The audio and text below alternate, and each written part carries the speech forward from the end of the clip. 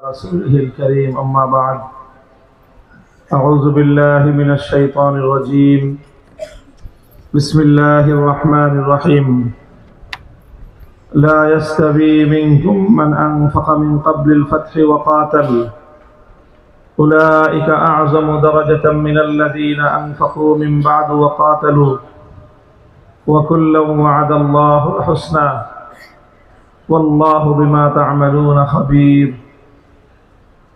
وقال تعالى من المؤمنين رجال صدقوا ما عاهدوا الله عليه فمنهم من قضى نحبه ومنهم من ينتظر وما بدلوا تبديلا صدق الله العظيم জামিয়াত ইব্রাহিমের আজিম উশান দস্তারবন্দি মহাসম্মেলনে আল্লাহ পাক রব্বুল আলামিন দেশ এবং বিদেশের প্রখ্যাত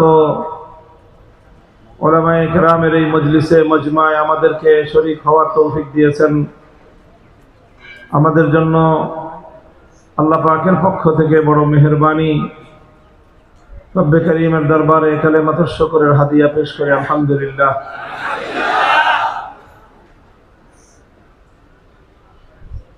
আপনাদের সম্মুখে মুখতাসার খুবই সংক্ষিপ্ত আকারে কয়েকটি কথা আরজ করব। আমরা আমাদের নবী করিম সাল্লাল্লাহু আলাইহি ওয়াসাল্লামের পবিত্র সিরাত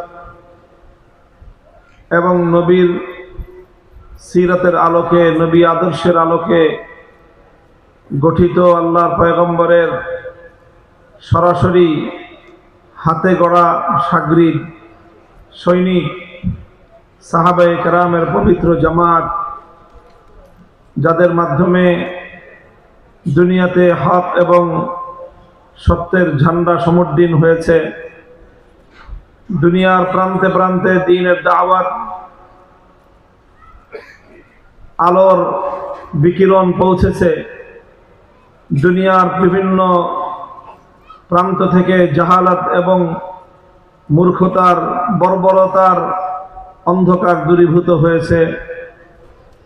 সেই সিরাতুন নবী সাল্লাল্লাহু আলাইহি ওয়াসাল্লামের আলোকে আমরা আমাদের কার্যকলাপকে ঢেলে সাজানো উচিত এবং আমাদের জীবনে উত্তম নমুনা এবং আদর্শ হিসেবে সেটাকে অনুসরণ করা দরকার।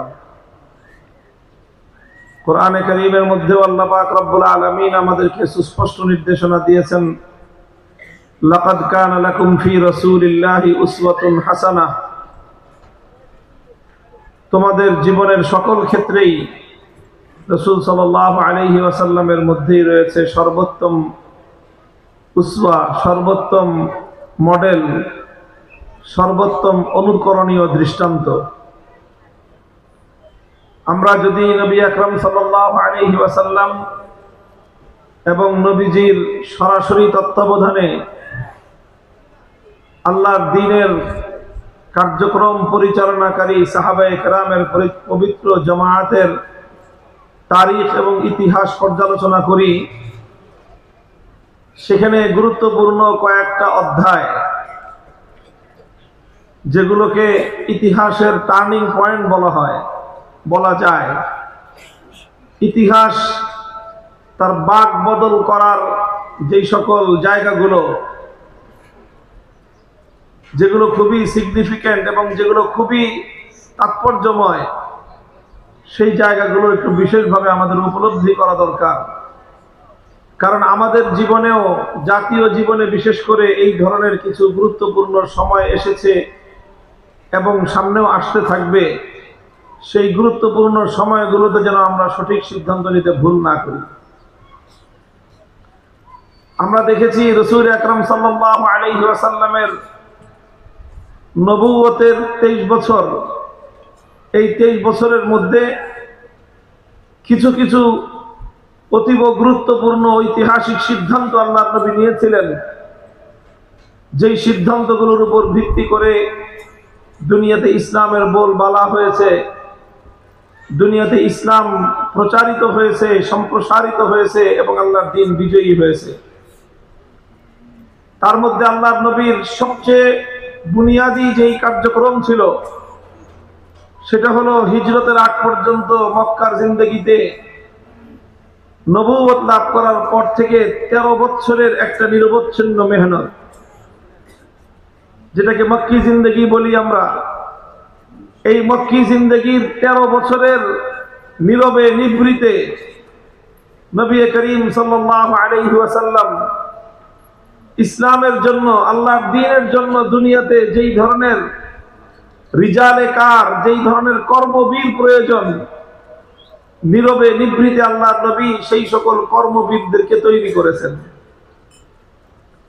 হযরতে আরকাম ইবনুল আরকাম রাদিয়াল্লাহু আরকাম ইবনে আবিল আরকাম রাদিয়াল্লাহু আনহুর ঘরে দারে আরকামের মধ্যে নবীজি তালিমগাহ, দর্সগাহ তৈরি করেছেন।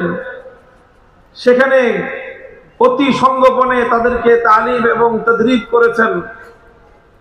13 বছরের মেহনতের মাধ্যমে সংখ্যার দিক থেকে অনেক বেশি না হলেও, সংখ্যার দিক থেকে সামান্য একটা সংখ্যা হলেও তারা মান এবং মেয়ারের দিক থেকে পৃথিবীর ইতিহাসের সর্বোন্নত, সর্বযুগের, সর্বকালের সর্বশ্রেষ্ঠ আদর্শ নবীর সাহাবী এবং সৈনিক হিসেবে তারা গড়ে উঠেছিলেন। এটা হলো আল্লাহর নবীর জিন্দেগির সর্বপ্রথম বুনিয়াদী কর্মকাণ্ড ছিল, যেটা নবীজি নবুয়তের পর থেকে নিয়ে হিজরতের আগ পর্যন্ত 13 বছর পর্যন্ত এই মেহনত পরিচালনা করেছেন। এই 13 বছরের মেহনতের মাধ্যমে নবী করিম সাল্লাল্লাহু আলাইহি ওয়াসাল্লাম সাহাবায়ে কেরামের মধ্যে কয়েকটা মৌলিক ইস্তেদাদ এবং যোগ্যতা তৈরি করেছেন, আর কিছু বুনিয়াদী জজবা এবং প্রেরণা তাদের মধ্যে, অন্তরের মধ্যে গেঁথে দিয়েছেন। যেই সকল ইস্তেদাদ এবং যোগ্যতা আল্লাহর নবী এই সময়টায় সাহাবায়ে কেরামের মধ্যে তৈরি করেছেন, তার মধ্যে সর্বপ্রথম হলো ইসলামের সহি তালিম।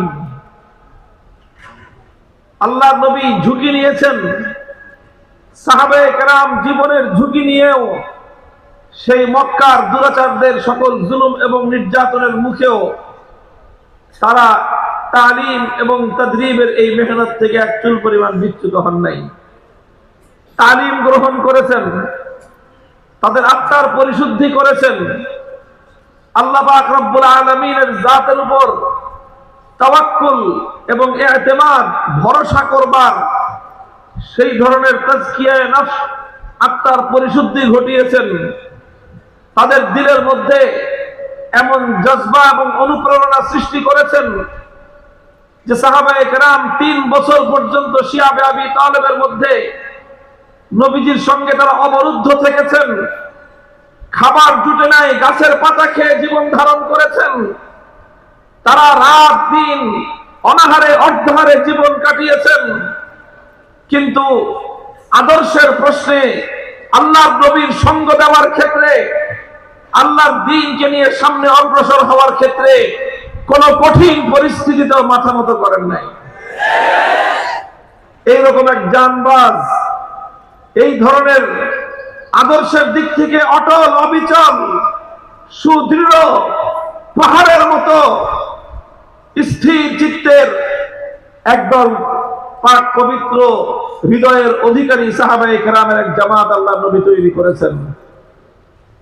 এই জামাত যখন একটা বিশেষ টার্গেট অনুযায়ী একটা স্তরে উন্নীত হয়েছে, নবী করিম সাল্লাল্লাহু আলাইহি ওয়াসাল্লাম তখন তার জীবনের দ্বিতীয় গুরুত্বপূর্ণ সিদ্ধান্ত গ্রহণ করেছেন, সেটা হলো হিজরতুন নবী।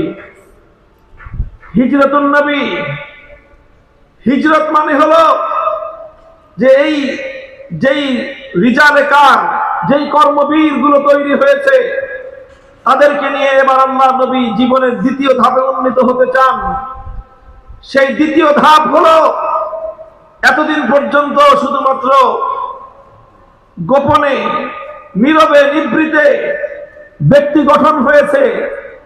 এই ব্যক্তি গঠন হওয়ার পর একটা মেয়ার এবং একটা মানদণ্ড দাঁড়িয়েছে, একটা নমুনা দুনিয়ার সামনে উপস্থাপন করবার মতো একদল সাহাবা তৈরি হয়ে গেছে, যাদের সম্পর্কে আল্লাহর কোরআন বলতে পারে ইয়া আইয়ুহাল্লাযীনা আমানু কামা আমানান নাস, যে মানুষগুলোর ঈমানকে দুনিয়াবাসীর সামনে ঈমানের মেয়ার এবং মানদণ্ড হিসেবে সাব্যস্ত করা যায়, যে মানুষগুলোকে মেয়ারে হক সত্যের মাপকাঠি হিসেবে দুনিয়ার সামনে পেশ করা যায়, যে মানুষগুলোকে দেখে পরবর্তী নবাগতরা ঈমান এবং ইয়াকিন শিখবে, যাদেরকে দেখে পরবর্তী নবাগতরা আখলাক এবং তারবিয়ত শিখবে, যাদেরকে দেখে পরবর্তী নবাগতরা আল্লাহর দ্বীনের জন্য ত্যাগ এবং কোরবানির জজবা হাসিল করবে, এই পাক বাজ আর পবিত্র আত্মার জামাত যখন তৈরি হয়ে গেল,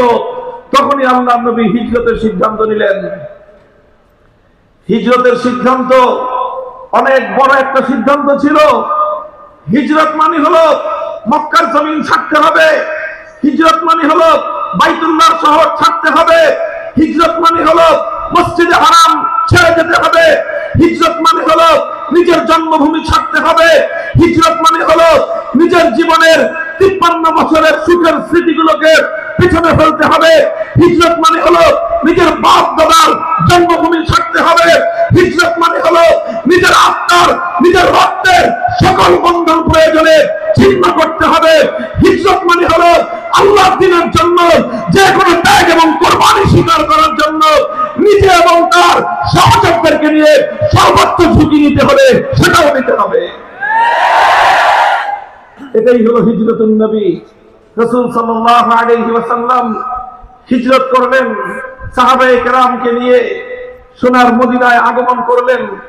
এটা ছিল আল্লাহর নবীর সময়োপচিত সময়োপযোগী দ্বিতীয় সিদ্ধান্ত, যে সিদ্ধান্তের উপর ভিত্তি করে ইসলামের মেয়ার ইসলামের বুনিয়াদ কায়েম হয়েছে, যে সিদ্ধান্তের উপর ভিত্তি করে পরবর্তী ইসলামের তারিখ রচিত হয়েছে, যে সিদ্ধান্তের উপর ভিত্তি করে দুনিয়া জুড়ে ইসলামী বিপ্লবের পরিবেশ কায়েম হয়েছে। হিজরতের পর আল্লাহর নবী মদিনায় এসে প্রাথমিকভাবে একটা অনুকূল পরিবেশ সৃষ্টি করলেন। মদিনায় যারা নাকি ঈমানদার একত্ববাদী তাদেরকে নেতৃত্ব দিলেন এবং মদিনায় বসবাসকারী আরো দুই সম্প্রদায়, ইহুদি এবং মুশরিক প্রত্যলকাতাবাদী যারা মূর্তি পূজারী, তাদের সঙ্গে শান্তিপূর্ণ একটা সহ অবস্থানের চুক্তি করলেন। ইতিহাস যেটাকে মদিনা সনদ বলা হয়, সেই মদিনা সনদের ভিত্তিতে আল্লাহর নবী মদিনার মধ্যে নিজেদের জন্য একটা অনুকূল পরিবেশ সৃষ্টি করলেন। এই অনুকূল পরিবেশ সৃষ্টি করে নিজের ঘরকে নিরাপদ করে নিজেদের জন্য বিভিন্ন প্রান্ত থেকে, পৃথিবীর বিভিন্ন এলাকা থেকে, বিভিন্ন দেশ বিদেশ থেকে নবাগত মুসলমানদের জন্য একটা আশ্রয়স্থল, একটা ঠিকানা গড়ার পরে নবী করিম সাল্লাল্লাহু আলাইহি ওয়াসাল্লাম এবার তিনি তার তৃতীয় ঐতিহাসিক সিদ্ধান্ত গ্রহণ করলেন। তৃতীয় সিদ্ধান্ত আল্লাহর কোরআনের আয়াত নাযিল হওয়ার মধ্য দিয়ে নবীর জীবনে আসলো। উযিনা লিল্লাযীনা ইউকাতালুনা বিআন্নাহুম যুলিমু ওয়া ইন্নাল্লাহা আলা নাসরিহিম লাকাদির। 13 বছর পর্যন্ত যেই মক্কার কুরাইশরা ইতিহাসের বর্বরতম সকল জুলুম এবং অত্যাচারের দাস্তানগুলো কায়েম করেছিল, নবীজির উপর সকল বর্বর অত্যাচার এবং জুলুম চালিয়েছিল, হযরত সুমাইয়া রাদিয়াল্লাহু আনহুকে নির্মমভাবে শহীদ করেছিল, হযরত ইয়াসির রাদিয়াল্লাহু আনহুকে দুই উটের সাথে দুই পা বেঁধে দিয়ে তাকে দ্বিখণ্ডিত করে হত্যা করেছিল, বেলাল, খাব্বাব, আম্মার রাদিয়াল্লাহু আনহুমদের সাথে ইতিহাসের ভয়াবহতম নির্মম অমানবিক নির্যাতনের ইতিহাস রচনা করেছিল এবং শেষ পর্যন্ত আল্লাহর নবী এবং সাহাবায়ে কেরামকে মক্কার জমিন ছাড়তে বাধ্য করেছিল। সেই মক্কার কুরাইশরা যখন দেখলো মদিনায় গিয়ে আল্লাহর নবী নিজেদের জন্য একটা অনুকূল পরিবেশ সৃষ্টি করছেন, আগামী বিপ্লবের জন্য তিনি প্রস্তুতি গ্রহণ করছেন, বুনিয়াদ কায়েম হচ্ছে, মদিনায় অনুকূল পরিবেশ কায়েম হচ্ছে, মক্কার কুরাইশরা ইসলামের সেই ভূখণ্ডটাকে ধ্বংস করার জন্য, ইসলামের জন্য গড়ে ওঠা এই অনুকূল পরিবেশটাকে নষ্ট করে দেওয়ার জন্য তারা তৎপর হয়ে উঠলো, তারা ষড়যন্ত্র শুরু করলো। এবার এই প্রেক্ষিতে নবী আকরাম সাল্লাল্লাহু আলাইহি ওয়াসাল্লাম তার জীবনের বাক বদলকারী ইসলামী ইতিহাসের 3 নম্বর টার্নিং পয়েন্টে এসে নবীজি ঐতিহাসিক একটা সিদ্ধান্ত গ্রহণ করলেন। আর সেই সিদ্ধান্ত ছিল যে এতদিন পর্যন্ত নমনীয়তার পথ অবলম্বন করা হয়েছে, এতদিন পর্যন্ত শুধু আঘাত সহ্য করা হয়েছে, এতদিন পর্যন্ত কেউ আঘাত করলে আরেকটি আঘাতের জন্য তাকে সুযোগ দেওয়া হয়েছে, তার বিরুদ্ধে প্রতিরোধ গড়ে তোলা হয় নাই। এতদিন পর্যন্ত কেউ এক গালে চড় মারলে আরেক গাল পেতে দিয়ে বলা হয়েছে আরেকটা চড় মারো, কিন্তু তুমি আমার কথা শোনো। এইভাবে চলতে চলতে 14টা বছর নবীজি অতিক্রান্ত করার পর মদিনায় হিজরতের 1 বছরের মাথায় নবী করিম সাল্লাল্লাহু আলাইহি ওয়াসাল্লাম সিদ্ধান্ত গ্রহণ করলেন, এখন থেকে ইসলাম আরেকটি পর্বে উন্নীত হলো। এখন থেকে ইসলামের নীতি, এখন থেকে ইসলামের পলিসি, এখন থেকে ইসলামের সিদ্ধান্ত হলো আঘাত করলে পাল্টা আঘাত ছাড়া কাউকে ছেড়ে দেওয়া হবে না। যারা মুসলমানদের উপর অন্যায়ভাবে জুলুম করতে আসবে, যেই কালো হাত মুসলমানদের উপর আক্রমণ করার জন্য উদ্যত হবে, আল্লাহর পয়গম্বর সিদ্ধান্ত নিলেন সেই কালো হাত এখন থেকে ভেঙে গুড়িয়ে দেওয়া হবে। নারে তাকবীর, নারে তাকবীর। ইসলামের শত্রুরা হুঁশিয়ার সাবধান, ইসলামের শত্রুরা নারে তাকবীর। মুহতারাম হাজিরিন, এটা ছিল আল্লাহর নবীর জিন্দেগীর তৃতীয় টার্নিং পয়েন্ট, যেখানে এসে নবী করিম সাল্লাল্লাহু আলাইহি ওয়াসাল্লাম জিহাদের সিদ্ধান্ত গ্রহণ করেছিলেন। আর নবীজির সেই সিদ্ধান্তের প্রেক্ষিতেই বদরের রণাঙ্গন রচিত হলো। 313 জন সাহাবায়ে কেরাম বেসরু সামান নিরন্ন নিরস্ত্র অসহায় অবস্থায় 1000-এর উদ্ধত অহংকারী বাহিনীর দম্ভকে আল্লাহর জমিনের সঙ্গে গুড়িয়ে দিয়ে মক্কার কুরাইশদের কোমর ভেঙে দেওয়া হয়েছিল এবং ইসলাম তার গৌরবোজ্জ্বল ইতিহাসের পথে প্রথম কদম রেখেছিল বদরের রণাঙ্গনে। এরপর একটা একটা করে ইতিহাস রচিত হলো, উহুদের রণাঙ্গন কায়েম হলো, সাহাবায়ে কেরাম জীবন দিলেন, 70 জনের রক্ত রঞ্জিত হলো পবিত্র উহুদের ময়দান। আমার নবী দণ্ডান ভাঙলেন, মাথা ভাঙলেন, সর্বাঙ্গ শরীর তার রক্তে রঞ্জিত হলো। রক্তে ঝরতে ঝরতে আমার নবী মাটিতে লুটিয়ে পড়লেন। একটু পরিমাণ আল্লাহর নবী বাতিলের সঙ্গে আপোষ করার চিন্তা করেন না। নবীজি ক্ষতবিক্ষত অবস্থায় উহুদের ময়দানে যখন তিনি শায়িত, তিনি বেহুশ, ময়দানে গুজব রটে গেছে কুতিলা মুহাম্মদ সাল্লাল্লাহু আলাইহি ওয়াসাল্লাম। ইবলিস লানাতুল্লাহ আমার নবীর শাহাদাতের সংবাদ ছড়িয়ে দিয়ে মুসলমানদের মধ্যে হতাশা ছড়িয়ে দেওয়ার চেষ্টা করলো। মুসলমানরা ইতস্তত বিক্ষিপ্ত হলো। আমার নবী ক্ষতবিক্ষত জমিনে একেবারে শুয়ে, আল্লাহর জমিনে আমার নবী শায়িত অবস্থায়, রক্তাক্ত অবস্থায় সাহাবায়ে কেরামকে ডেকে ডেকে বললেন, ইলাইয়া ইবাদাল্লাহ, ইলাইয়া ইবাদাল্লাহ, ইলাইয়া ইবাদাল্লাহ, আসো আমাদেরকে আরো বহুদূর পথ চলতে হবে, শত্রুর সঙ্গে আরো অনেক লড়াই চালিয়ে যেতে হবে, আরো অনেক সংগ্রাম করতে হবে, আরো অনেক ত্যাগ আর কোরবানি স্বীকার করতে হবে। রক্ত দেওয়া শুরু করেছি, রক্ত দিতে থাকতে হবে। এই রক্তের স্রোতেই আল্লাহর দ্বীন দুনিয়ার প্রান্তে প্রান্তে পৌঁছে যাবে। খন্দক হলো, ইসলাম একটার পর একটা ধাপ অতিক্রান্ত করলো। একদিকে মক্কার কুরাইশদেরকে মোকাবেলা করতে লাগলো, মদিনার অভ্যন্তরে ইসলাম শক্তিশালী হতে লাগলো। একটার পর একটা ইহুদি জাতি বিশ্বাসঘাতকতা করতে আরম্ভ করলো। যখনই কোনো বিশ্বাসঘাতকতা সামনে এসেছে, আমার নবী সব অপরাধ ক্ষমা করেছেন, গাদ্দারি এবং বিশ্বাসঘাতকতার অপরাধ কোনোদিন ক্ষমা করেন নাই। আল্লাহ নবীর জিন্দেগিতে একমাত্র অপরাধ, যেই অপরাধ নবীজি ক্ষমা করেন নাই, সেই অপরাধের নাম হলো কওম এবং মিল্লাতের সাথে গাদ্দারি। ইতিহাস পড়ো, মদিনাতে ইহুদি 3টা সম্প্রদায় ছিল, বনু কাইনুকা, বনু নজির, বনু কুরাইজা। এই 3 সম্প্রদায়ের সাথে যার গাদ্দারি যেই পরিমাণ ছিল, আমার নবী তার সঙ্গে সেই পরিমাণ কঠোর আচরণ করেছেন। বনু কাইনুকা সর্বপ্রথম গাদ্দারি করলো। মদিনার বাজারের মধ্যে বনু কাইনুকার এক দুরাচার, একজন মুসলিম নারীর ইজ্জত হরণ করার জন্য একজন মুসলিম নারীকে, একজন সম্ভ্রান্ত সাহাবিয়াকে সমগ্র বাজারবাসীর সামনে অসম্মান এবং অপমান করার দুরভিসন্ধি করলো।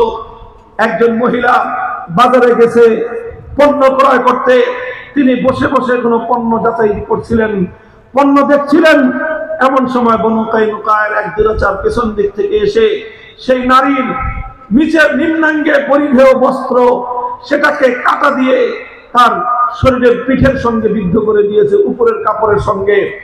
মহিলা যখন দাঁড়িয়ে গেছে তখন তার পিছনের কাপড়, নিচের কাপড়টা উপরে উঠে তিনি বিবস্ত্র হয়ে পড়েছেন। আর এই দৃশ্য দেখে দুরাচার ইহুদিরা অট্ট হাসিতে ফেটে পড়েছে। একজন সম্ভ্রান্ত মুসলিম নারী নিজের এই অসম্মান, এই অপমান, এই মর্যাদায় চিৎকার করে জমিনের মধ্যে বেহুশ হয়ে পড়ে গিয়েছেন। এই দৃশ্য দেখেছেন একজন সাহাবী, নিজের এক বোনের ইজ্জতের উপর এই ধরনের কুলাঙ্গারদের এই হস্তক্ষেপ বরদাস্ত করতে পারেননি। কোষবদ্ধ তরবারি কোষ মুক্ত করে যেই দুরাচার এক বোনকে তার ইজ্জতের উপর, তার সম্মান এবং মর্যাদার উপর আক্রমণ করেছিল, নিজের তরবারি উন্মুক্ত করে তার বিচার করলেন, সেখানেই তার কল্লা শরীফ থেকে উড়িয়ে দিলেন। মুহতারাম হাজিরিন, সঙ্গে সঙ্গে এক মুসলমান ভাই নিজের বোনের, এক নারীর ইজ্জত, এক নারীর সম্মান এবং মর্যাদা কতটা সচ্চে, কতটা গুরুত্বপূর্ণ সেটা তিনি প্রমাণ করলেন। পাল্টা আক্রমণ আসলো, ইহুদিরাও হামলা চালিয়ে মুসলিম সাহাবীকে শহীদ করে দিল। একজন মুসলিম সাহাবী আর একজন ইহুদি দুরাচার নিহত হলো। দুটি ঘটনা সংঘটিত হওয়ার পর গোটা মদিনা তোলপাড় হয়ে গেল। বিচার গেল আল্লাহর নবীর কাছে। নবীজি সব ঘটনা শোনার পর সিদ্ধান্ত গ্রহণ করলেন, গাদ্দারি আর বিশ্বাসঘাতকতা ইহুদিরাই করেছো তোমরা। তোমরা আমার বোনের গায়ে হাত তুলেছ, তোমরা মুসলিম নারীর ইজ্জতের উপর আঘাত করেছ, তোমরা এক মুসলিম নারীকে ওপেন একটা উন্মুক্ত স্থানে তার আবরণ, তার সতর খুলে দিয়ে তার সম্মান এবং সম্ভ্রমের কাপড় খুলে নিয়েছ। মুসলমানদের এক নারীর ইজ্জতের উপর যখন আঘাত করা হয়, সেটা এক নারীর উপর আঘাত থাকে না, সে আঘাত গোটা উম্মতের উপর হয়। সর্বপ্রথম আমার নবী সেই শিক্ষা দিলেন, যেই বনু কাইনুকা এক মুসলিম নারীর ইজ্জত নিয়ে ছিনিমিনি খেলেছে, আমার নবী তাদেরকে সময় দিলেন 3 দিনের মধ্যে আমাদের মদিনা ছেড়ে যাবা। 3 দিন পর বনু কাইনুকায়ের গাদ্দার এবং বিশ্বাসঘাতকদেরকে, যাদেরকে মদিনায় পাওয়া যাবে, গর্দান উড়িয়ে দেওয়া হবে। হ্যাঁ, দুনিয়ার মুসলমান, এক বোনের ইজ্জত কিভাবে রক্ষা করতে হয়, এক মায়ের সম্ভ্রমের কত মূল্য, এক কন্যার ইজ্জতের কত মূল্য, দুনিয়ার কারো কাছ থেকে তোমার এবং আমার শিখতে হবে না। দুনিয়ার ওই মানবতার ধ্বজাধারী পাশ্চাত্যের নারী অধিকার লঙ্ঘনকারীদের কাছ থেকে আমাদেরকে নারীর সম্ভ্রম, সম্মান আর নারীর অধিকারের সবক আমাদের করতে হবে না। আমাদের সবক দিয়েছেন আমাদের নবী, আমাদের সবক দিয়েছেন আমাদের পুণ্যাত্মা সাহাবায়ে কেরাম, আমাদের কি শিক্ষা দিয়েছেন, এক বোনের ইজ্জতের হেফাজতের জন্য প্রয়োজনে একটি যুদ্ধ হবে, প্রয়োজনে একটি লড়াই হবে, প্রয়োজনে হাজারো ভাই শাহাদাত বরণ করবেন, হাজারো যুবকের রক্তের চেয়ে ইসলামের কাছে এক বোনের ইজ্জতের দাম বেশি। মুসলমান সেই জাতি যারা সুদূর হিজাজ থেকে 17 বছরের তরুণ সেনাপতি মুহাম্মদ বিন কাসিমের নেতৃত্বে সিন্ধু অভিযান চালায়। শুধু উদ্দেশ্য ছিল এক মুসলিম নারী রাজা দাহিরের জিন্দানখানা থেকে চিঠি পাঠিয়েছিল, বার্তা পাঠিয়েছিল, হে হাজ্জাজ বিন ইউসুফ, মুসলমানদের শাসক, তুমি আরামের ঘুম ঘুমাও, সিংহাসনে বসে রাজত্ব পরিচালনা করো। আর 5000 মাইল দূরে সিন্ধু এলাকায় এক অত্যাচারী রাজা বাদশার অন্ধকার কারাপ্রকোষ্ঠে তোমার এক বোন ইজ্জত লুণ্ঠিত হওয়ার অপেক্ষায় প্রহর ঘুরে। লজ্জা লাগে না? বোনের ইজ্জতের নিরাপত্তা যদি দিতে না পারো, হ্যাঁ মুসলিম শাসকরা, ক্ষমতায় থাকবার কোনো অধিকার তোমাদের নাই। হযরত মুহাম্মদ বিন কাসিম রাহিমাহুল্লাহ তাআলা 17 বছরের তরুণ সেনাপতি হিন্দুস্তানে সফর করলেন, সিন্ধু অভিযান পরিচালনা করলেন, ইতিহাসের অত্যাচারী শাসক রাজা দাহিরকে পরাস্ত করলেন, তার জিন্দানখানার লৌহকপাট ভেঙে গুড়িয়ে দিয়ে নিজের বোনকে জিন্দানখানা থেকে মুক্ত করার পর আরশের মালিককে লক্ষ্য করে বলেছিলেন, কদ আদাইতু ফরিজতি, কদ আদাইতু ফরিজতি। হে মুসলিম যুবকেরা, আজ আমি আর তুমি আমরা পরিতৃপ্তের সঙ্গে জীবন যাপন করছি, আমরা তৃপ্তির ঢেকুর তুলতেছি, অথচ অন্য দেশ নয়, বার্মা, সিরিয়া, মালবা, কাশ্মীর আর ফিলিস্তিনের কাছে নয়, আজ তোমার পবিত্র ভূমি শাহজালাল সামাদ্দুনদের 90% মুসলমানদের এই জমিনে মুসলিম নারীদের, মুসলিম কন্যাদের, মুসলিম বোনদের ইজ্জত নিয়ে ছিনিমিনি খেলার জন্য ইসকনের মতো জঙ্গিবাদী, ইসলাম বিরোধী, দেশ বিরোধী অপশক্তি কাজ করতেছে।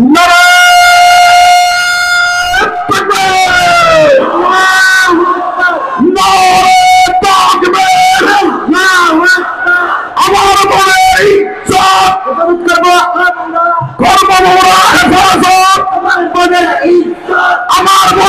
ইজ্জত, কর্মমোরা হেফাজত, আমার মায়ের ইজ্জত, আমার মায়ের ইজ্জত, হেফাজত, ইসলামের বিরুদ্ধে দাঁড়াও একসাথে, রুখে দাঁড়াও একসাথে, ইসলামের বিরুদ্ধে।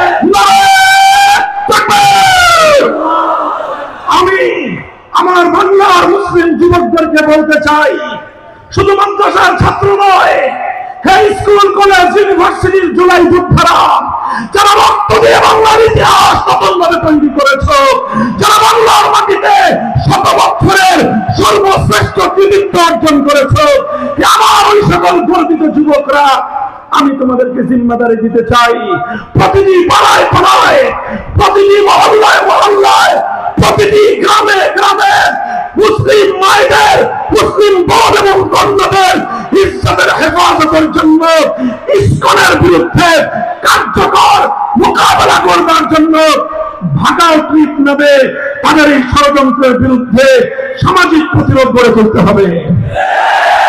মুসলমান ভাইয়েরা, বোনদের ব্যাপারে জিম্মাদার, দায়িত্ববান হও। মুসলিম বাবারা, তোমাদের কন্যাদেরকে সচেতন করো। মুসলিম সমাজ, তোমরা তোমাদের নারীদের ইজ্জতের হেফাজতের জিম্মাদারি গ্রহণ করো। রাষ্ট্রকে আর কি বলবো, এক অথর্ব সরকার ব্যবস্থা আমরা পেয়েছি, এক অথর্ব সরকার ব্যবস্থা আমরা পেয়েছি। সরকারগুলো একটার পর একটা পরিবর্তন হয়, কখনো তারা ভারতকে কুর্নিশ করে, কখনো তারা পশ্চিমাদেরকে কুর্নিশ করে, কখনো তারা রাশিয়ার সামনে মাথা নয়, কখনো তারা ওয়াশিংটনকে চেষ্টা করে। মুসলমান নিজের বোনের ইজ্জতের দিকে তাদের দৃষ্টি নাই। এই সকল অপদার্থ সরকারের উপর নির্ভর করে থাকবার সময় আমাদের নাই। আমাদের নিজেদের ঘরগুলোকে নিজস্ব ব্যবস্থাপনায় রক্ষা করতে হবে। মুহতারাম হাজিরিন, বনু কাইনুকার ঘটনার উদ্ধৃতি যে আমি বলেছিলাম, এরপরে বনু নজির বিশ্বাসঘাতকতা করলো, নবীজি তাদেরকে মদিনা থেকে বহিষ্কার করলেন। সর্বশেষ গজওয়ে খন্দকের সময় বনু কুরাইজা সবচেয়ে বড় গাদ্দারি করেছিল, আল্লাহর নবী তাদেরকে সবচেয়ে বড় শাস্তি দিয়েছিলেন। কাজেই হে মুসলমান, খবরদার, আর যে কোনো ভুল করো ক্ষমা আছে, গাদ্দারির কোনো ক্ষমা নাই। মিল্লাতের সঙ্গে কেউ গাদ্দারি করার দুঃসাহস দেখাবে না।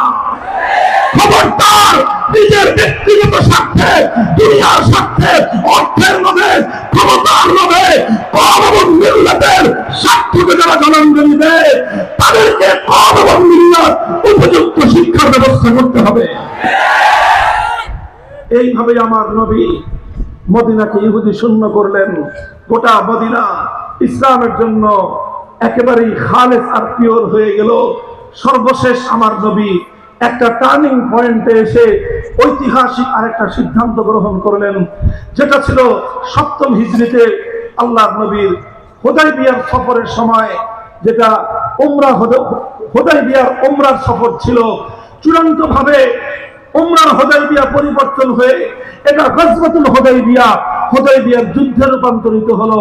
শেষমেশ হুদায়বিয়ার যুদ্ধ, হুদায়বিয়ার সন্ধিতে এসে পরিসমাপ্ত ঘটলো। শুরু হয়েছিল উমরার দ্বারা, মাঝপথে এসে যুদ্ধের রূপ নিয়েছিল, সমাপ্ত হয়েছিল সন্ধির মাধ্যমে। সুলহে হুদায়বিয়া আমার নবীর জিন্দেগির আখেরি গুরুত্বপূর্ণ সিদ্ধান্ত ছিল।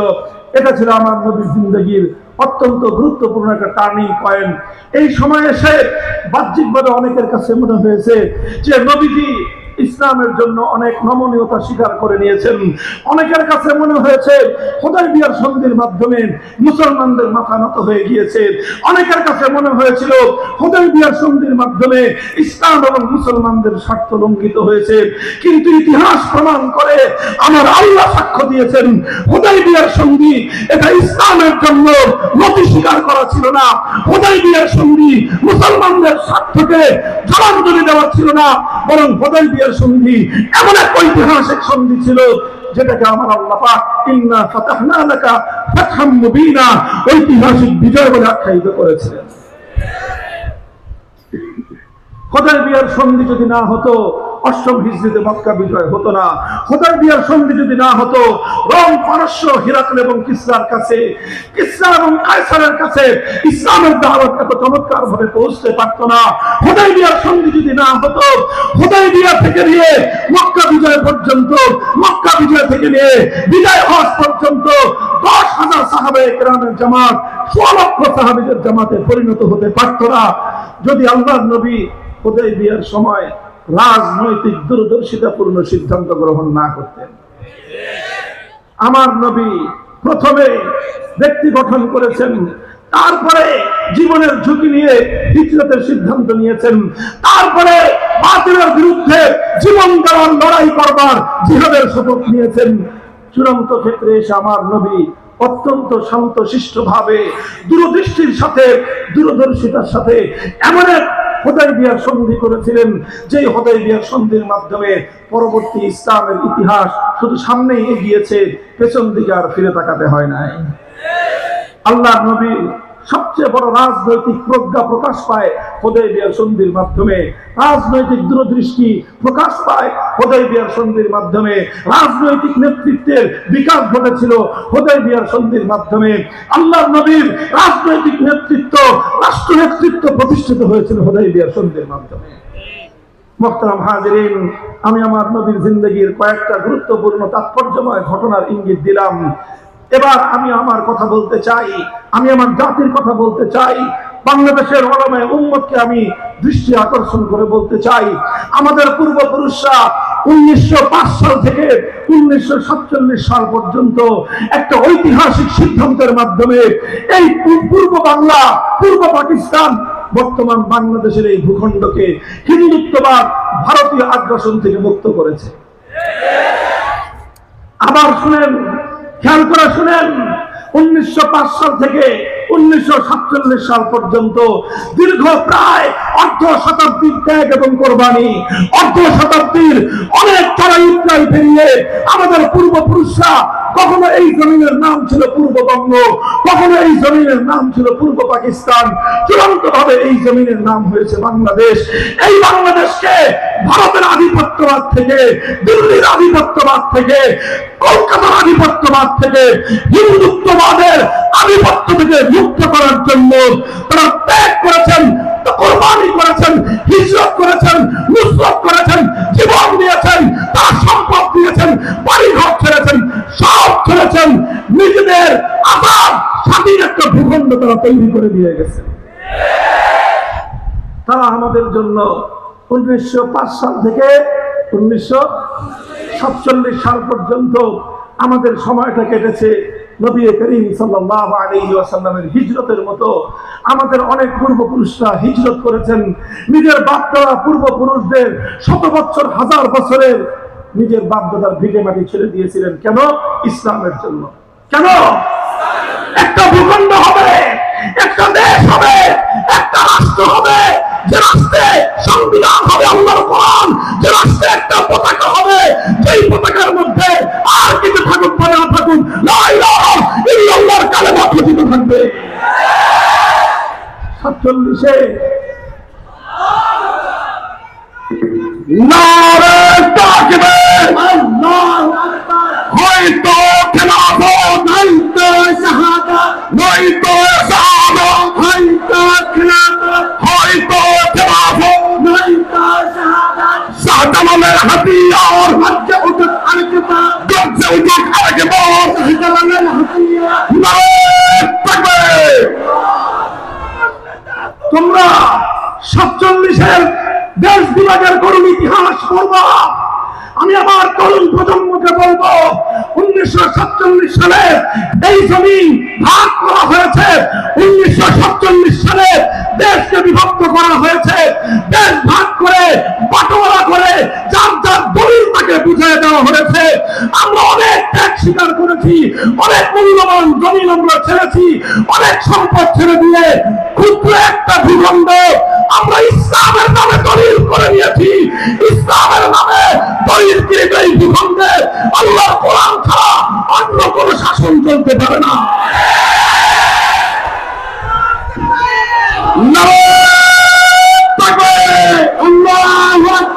তন্ত্রমন্ত্রের দিন শেষ, বাংলাদেশ তন্ত্রমন্ত্রের দিন শেষ, তন্ত্রমন্ত্রের দিন শেষ, বাংলাদেশ।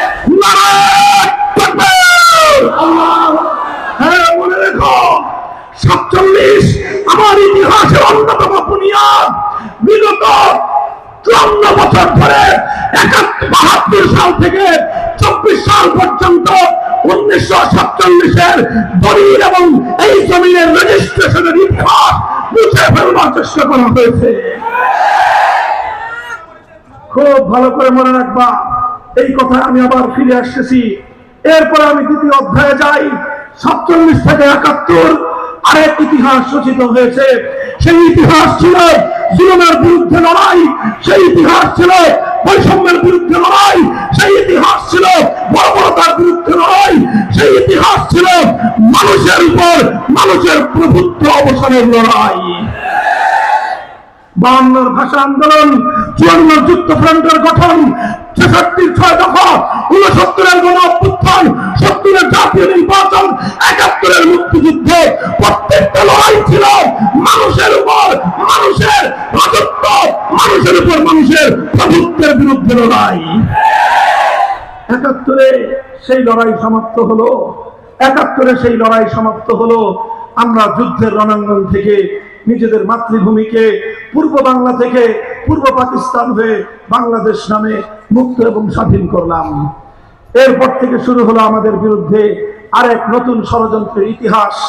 আমাদের উপর আমাদের কষ্টার্জিত বিজয়, রক্ত দিয়ে কেনা বিজয় ভারতের কাছে বিক্রি করে দেওয়া হলো।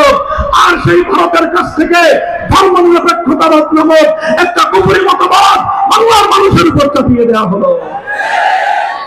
এভাবেই চললো 53 বছরের বঞ্চনার ইতিহাস, 53 বছরের গাদ্দারির ইতিহাস, 53 বছর বাংলার মানুষের সাথে বিশ্বাসঘাতকতার ইতিহাস। লম্বা কথা না। এরপরে আসলো 2024 সাল, এরপরে আসলো রক্তধরা 24 সাল। 2013 সালের শাপলা চত্বরে নবী প্রেমিক তাওহীদি জনতা আল্লামা জুনায়েদ বাবুনগরীর নেতৃত্বে আল্লামা আহমদ শফীর তাকে রক্ত দিয়ে যে বিপ্লবের পাঠতন তৈরি করেছিল, সেই রক্ত দিয়েছিল এদেশের আলেম সমাজ, রক্ত দিয়েছিল এদেশের কওমি ছাত্র সমাজ, রক্ত দিয়েছিল আলেমদের তাকে সাড়া দেওয়া। সেই শাপলা চত্বর থেকে নিয়ে সাইনবোর্ড পর্যন্ত এই অঞ্চলের রক্তে রাঙা মুসলমান নারী পুরুষ এবং যুবকদের সম্মিলিত ইতিহাস।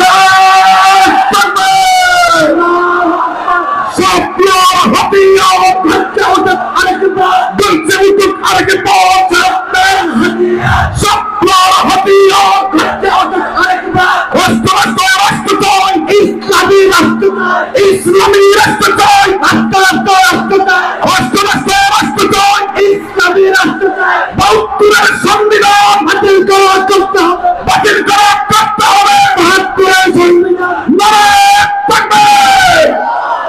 এরপরে আসলো 24 সাল, শুরু হলো কোটা বিরোধী আন্দোলন।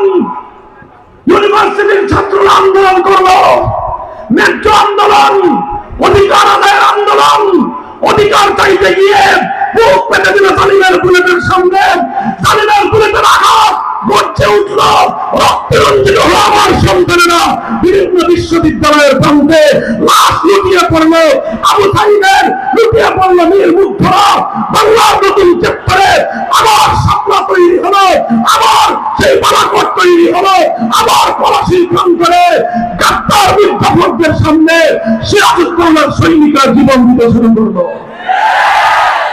সর্বশেষ নিজের ভাইদের পাশে দাঁড়ানোর জন্য বেরিয়ে আসলো কলেজ থেকে, বেরিয়ে আসলো স্কুলের কোমলমতি ছেলেমেয়েরা, বেরিয়ে আসলো আলিয়া মাদ্রাসা থেকে, বেরিয়ে আসলো বঙ্গবলের মতো হযরত ঈসা আলাইহিস সালামের সাথে যোগদানকারী ইমাম মাহদীর সৈনিকদের কারখানা কওমি মাদ্রাসার সোনার সন্তানেরা।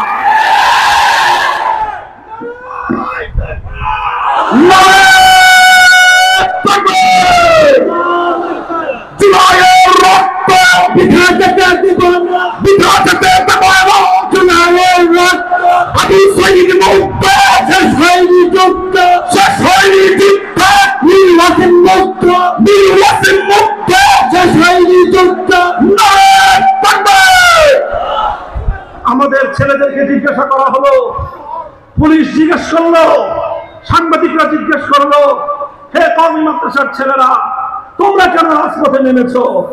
তোমাদের তো কোটার দরকার নাই, তোমাদের তো সরকারি চাকরি নাই, তোমাদের তো সরকারি চাকরি নাই, তোমরা কেন মাঠে নেমেছো?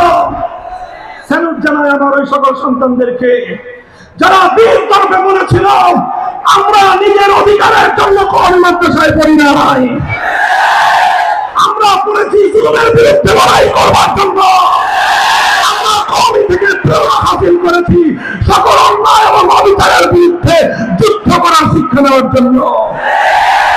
আমরা চাকরির জন্য নামি নাই, আমরা নেমেছি আমাদের ভাইদেরকে যারা ইউনিভার্সিটিতে পড়ে, যারা কলেজে পড়ে, বাংলার বিভিন্ন প্রান্তে আমার ভাইদেরকে যেহেতু তোমরা অন্যায়ভাবে হত্যা করেছো, আমরা চাকরির জন্য নিজেদের স্বার্থের জন্য নামি নাই, আমরা নেমেছি আমার ভাইয়ের হত্যার প্রতিশোধ নিতে।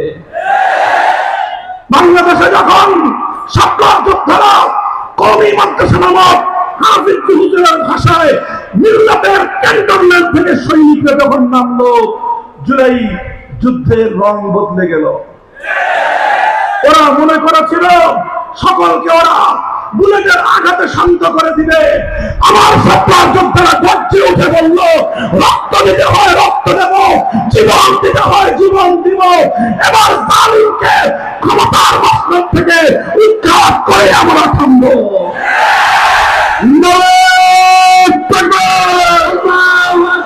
জুলুম শোষণের বিরুদ্ধে রুখে দাঁড়াও একসাথে, রুখে দাঁড়াও একসাথে। জুলুম শোষণের বিরুদ্ধে, জুলুম শোষণের বিরুদ্ধে রুখে দাঁড়াও একসাথে। কওমির হাতিয়ার ঘন্টা ওঠা আরেকবার। মুহতারাম হাজিরিন, আখেরি পয়গাম তোমাদের কাছে আমার শেষ কথা হলো এই যে স্লোগান, এই যে স্লোগান বাংলার প্রতিটি জনপদে, প্রতিটি শহীদি প্রান্তে যে উচ্চারিত হচ্ছে, আবু সাঈদ মুগ্ধ, আবু সাঈদ মুগ্ধ, কি অর্থ? এখনো যুদ্ধ শেষ হয় নাই, এখনো লড়াই শেষ হয় নাই। আল্লাহর নবী যখন খন্দক থেকে এসে হাতিয়ার খুলে ফেলেছিলেন, মনে করেছিলেন যুদ্ধ শেষ। জিবরিল আলাইহিস সালাতু ওয়াস সালাম এসে বললেন, খুলছেন কেন হাতিয়ার? যুদ্ধ এখনো শেষ হয় নাই। ওই যে বনু কুরাইজার গাদ্দারদের শাস্তি এখনো প্রাপ্ত আছে, ওদের প্রাপ্য শাস্তি না দেওয়া পর্যন্ত যুদ্ধ শেষ হবে না। আমরা পরিষ্কার ভাষায় একটা কথা বলি, খুব ভালো করে বুঝবেন। আমি আমার নবীর একেবারে মক্কি জিন্দেগি থেকে নিয়ে সুলহে হুদাইবিয়ার রাজনৈতিক গুরুত্বপূর্ণ সিদ্ধান্ত পর্যন্ত প্রতিটি বাক বদলের সময়কে আমি আপনাদের সামনে সংক্ষিপ্ত আকারে হলেও তুলে ধরেছি।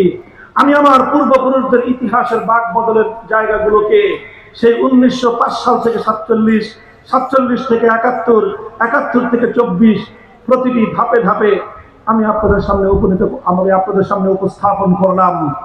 এখন আমরা একটা কথা জোর দিয়ে বলছি, যে কোনো মূল্যে জুলাই বিপ্লবের রাষ্ট্রীয় স্বীকৃতির প্রয়োজন। জুলাই সনদ বাংলার মাটিতে কার্যকর করা প্রয়োজন। অনেকে বলে জুলাই সনদের এত তাৎপর্য কোথায়, কেন? আমি তোমাদেরকে শুধু দুটি কথা বলবো, জুলাই সনদ কেন প্রয়োজন।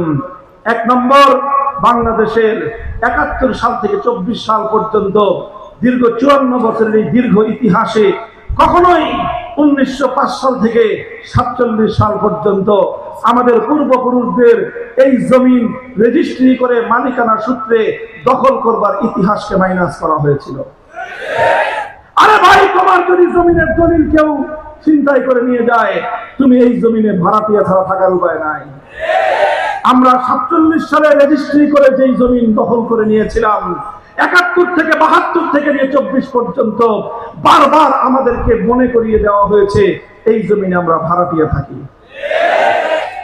24 জুলাই সনদের মধ্যে সর্বপ্রথম স্বাধীন বাংলার মাটিতে ইতিহাস রচিত হয়েছে 47 সালের দেশ বিভাগের জমিন রেজিস্ট্রির ইতিহাস। এই জন্য জুলাই সনদ মানে হলো 47 দেশ বিভক্তির স্বীকৃতি। কথা পরিষ্কার। আমি তোমাদেরকে আগে 47 তাৎপর্য বুঝিয়েছি। কাজেই জুলাই সনদ মানে হলো 1905 সালের বঙ্গভঙ্গের ইতিহাস। জুলাই সনদ মানে 1947 সালের মুসলমানদের জন্য আলাদা দেশ বিভক্ত করবার ইতিহাস। জুলাই সনদের আইনি ভিত্তি দিতে হবে, দিয়ে দাও। আর শুধু 47 সাল নয়, জুলাই সনদের মধ্যে 2013 সালের শাপলা চত্বরের নবী প্রেমিকদের আত্মদান, আত্মত্যাগ, কোরবানি, শাহাদাতের নজরের ইতিহাস রচিত হয়েছে। কাজেই জুলাই সনদ মানে হলো শাপলার ইতিহাস। জুলাই সনদ মানে আল্লামা আহমদ শফীর ইতিহাস। জুলাই সনদ মানে আল্লামা বাবুনগরের ইতিহাস। জুলাই সনদ মানে নবী প্রেমিকরা রক্ত দিয়ে বিপ্লবের মঞ্চ তৈরি করবার ইতিহাস। আমরা এই জুলাই সনদ প্রতিষ্ঠার মাধ্যমে আমরা সাবেত করব, প্রমাণ করব এই জমিন ইসলামের জন্য মুক্ত হয়েছিল। এই জমিন ইসলামের জন্য মুক্ত হয়েছিল, এই কথা প্রমাণ করার পর আমাদের একটাই কাজ থাকবে, আবু সাঈদ মুগ্ধ। এরপরে আরেকটা যুদ্ধ আমাদেরকে করতে হবে, লড়াইয়ের জন্য প্রস্তুত করতে হবে। আমরা বিপ্লব করেছি শাপলা চত্বরে, রক্ত দিয়েছি জুলাই বিপ্লবে, রক্ত দিয়েছি ফ্যাসিবাদ বিরোধী সংগ্রামে, রক্ত দিয়েছি আমরা জুলুমের বিরুদ্ধে লড়াইয়ের রণাঙ্গনে। আরেকবার প্রয়োজনে আমরা শহীদ ঈদগাহে যাব, আরেকবার প্রয়োজনে মাথায় কাপড়ের কাপড় বাঁধবো। সব রঙের বাংলাদেশ দেখা শেষ। সোনার বাংলাদেশ দেখেছি, নতুন বাংলাদেশ দেখেছি, সবুজ বাংলাদেশ দেখেছি, ডিজিটাল বাংলাদেশ দেখেছি। এবারের বাংলাদেশ হবে ইসলামের বাংলাদেশ, আল কোরআনের বাংলাদেশ।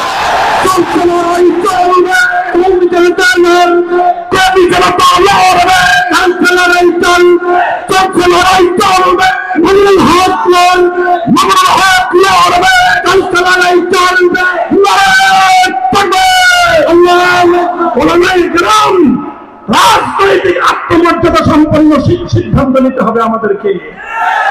রাজনৈতিক দূরদৃষ্টি সম্পন্ন সিদ্ধান্ত গ্রহণ করে বাংলার মানুষকে জানিয়ে দিতে হবে, এর মাটিতে আগামীতে ইনশাআল্লাহ ইসলামী বিপ্লব কায়েম হবে, আল্লাহর কোরআনী শাসন কায়েম হবে, খেলাফত কায়েম হবে, কায়েম হবে, কায়েম হবে। ইসলামী বিপ্লব, বিপ্লব, বিপ্লব, ইসলামী বিপ্লব, বিপ্লবের ঘোষণা দিতে হবে, দিতে হবে। লা ইলাহা ইল্লাল্লাহ। ভাই, এই বিপ্লব শুধু স্লোগান দিয়ে আসবে না, এই বিপ্লব শুধু স্লোগান দিয়ে আসবে না। এই বিপ্লবের জন্য প্রথমে মাথার ঘাম ঝরাতে হবে। শুধু ঘাম ঝরানো মেহনত দিয়ে হবে না, চোখের অশ্রু দিয়ে খোদার ফরিয়াদ চাইতে হবে। শুধু ঘাম আর অশ্রু দিয়ে কোনদিন বিপ্লব হয় না। অশ্রু আর ঘাম দিতে দিতে শহীদ ঈদগাহ যখন প্রস্তুত হবে, সেই শহীদ ঈদগাহে শাহাদাতের রক্ত দেওয়ার জন্য আল্লাহর কোরআনকে বিজয়ী করে, ইসলামকে বিজয়ী করে একটি সমাজ বিপ্লবের জন্য শহীদ ঈদগাহে যদি শাহাদাতের জন্য জড়ো হতে হয়, মাথায় কাপড়ের কাপড় বেঁধে কারা কারা জড়ো হবে, কারা কারা শহীদ ঈদগাহে যাবে। হয়তো শাহাদাত নয়তো খেলাফত, নয়তো খেলাফত, হয়তো শাহাদাত, নয়তো খেলাফত। নারে তাকবীর। এগুলো আমাদের মুখের কথা নয়, এগুলো আল্লাহর নামে আমাদের শপথ, এগুলো অঙ্গীকার। নাসরুম মিনাল্লাহি ওয়া ফাতহুন করিব ওয়া আখিরু দাওয়ানা আলহামদুলিল্লাহি রাব্বিল আলামিন। আসসালামু আলাইকুম ওয়া